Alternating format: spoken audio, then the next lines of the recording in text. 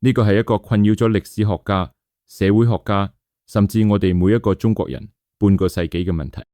1966年到1976年，中國陷入咗一場前所未有嘅浩劫，數百萬人受難，社會秩序崩潰。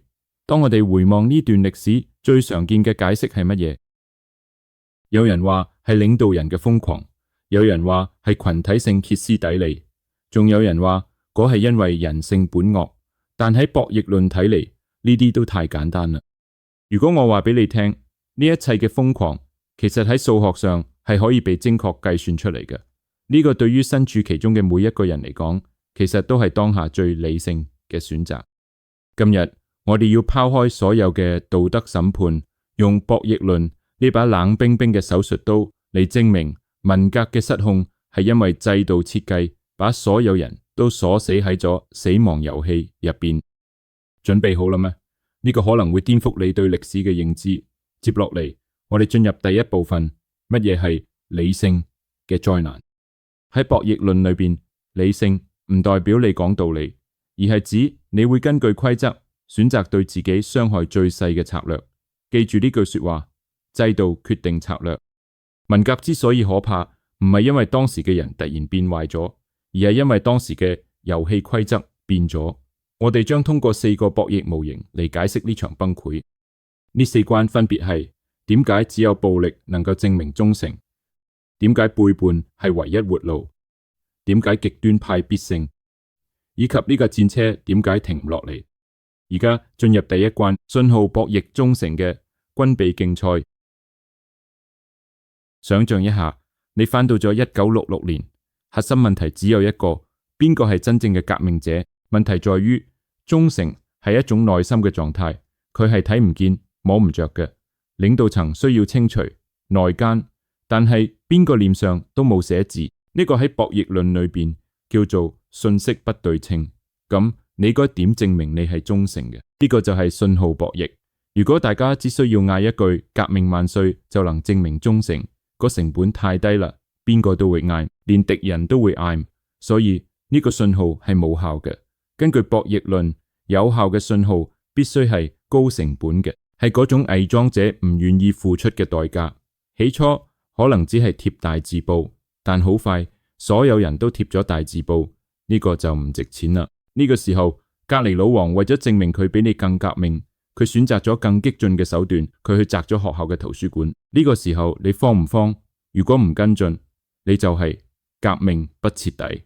於是為咗證明你嘅忠誠，你必須比老王更激進。你去批鬥咗老師，睇懂咗馬利，就係一場關於忠誠嘅軍備競賽。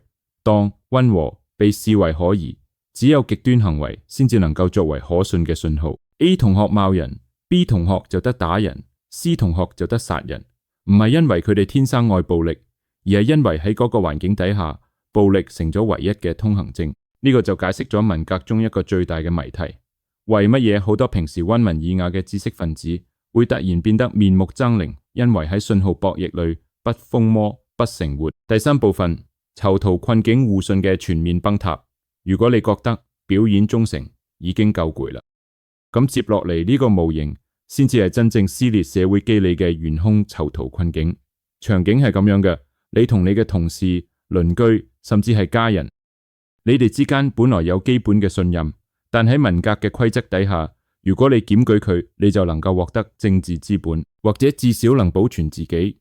如果你唔檢舉佢，而佢檢舉咗你，你就會被打成反革命，萬劫不復。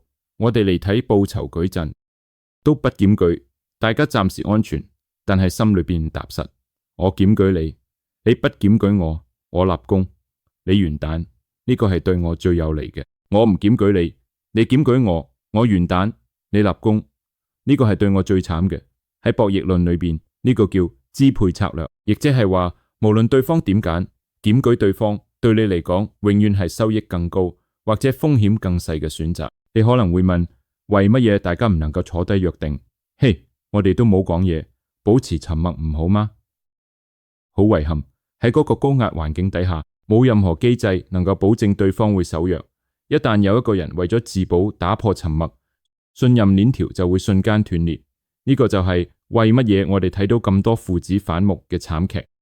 呢個唔係因為中國人道德淪喪，如果喺同樣嘅規則下，把呢群人換成美國人、德國人、火星人，結果係一樣嘅。先下手為強係呢個制度下唯一嘅理性解，呢個就係博弈論帶俾我哋嘅冷酷啟示。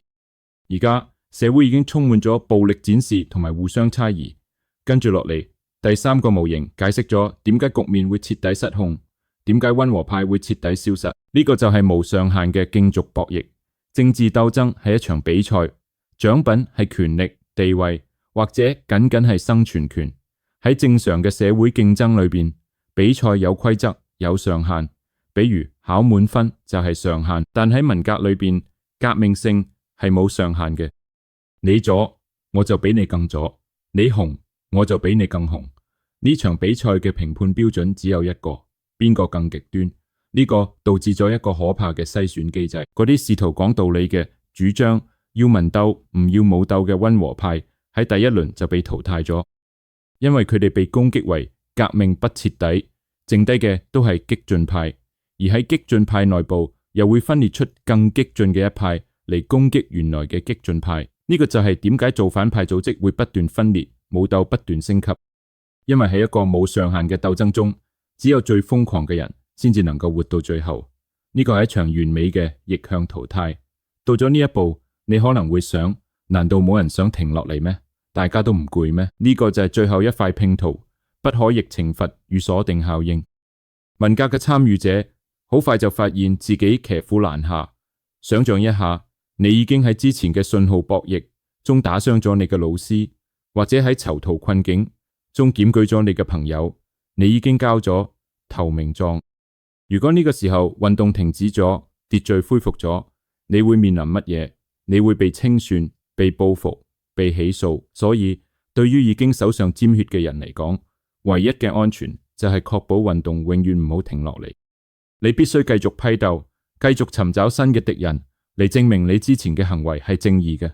呢個形成咗一個單向死亡博弈，入場有門檻，咁就係出賣良心，但係呢度冇出口。一旦參與，你就被制度鎖定咗。你想落車，落車就係死，所以你只能夠踩死油門，跟住呢架戰車一齊衝向懸崖。呢個唔係一場可以用常理衡量嘅運動，呢個係一個由博弈規律編織而成嘅巨大嘅集體陷阱。等我哋把呢四個模型疊加埋一齊，信號博弈、囚徒困境、競逐博弈以及鎖定效應。為咗證明忠誠，必須暴力；為咗自保，必須背叛。呢個唔係道德問題，而係生存代碼。為咗勝出，必須極端；為咗不被清算，系統必須持續。當呢啲力量匯聚，地獄就會降臨。博弈論話俾我哋聽，呢個系統只有一個納許均衡，咁就係全面嘅、無休止嘅集體瘋狂。災難唔需要魔鬼嚟驅動，只需要一套錯誤嘅激勵機制，讓理性自保成為作惡嘅動力。因為嗰唔係熱血，嗰係數學陷阱。請記住，制度設計決定人類命運。我係博主，如果你亦都認同硬核邏輯嘅重要性，請分享呢段影片。我哋下個影片見。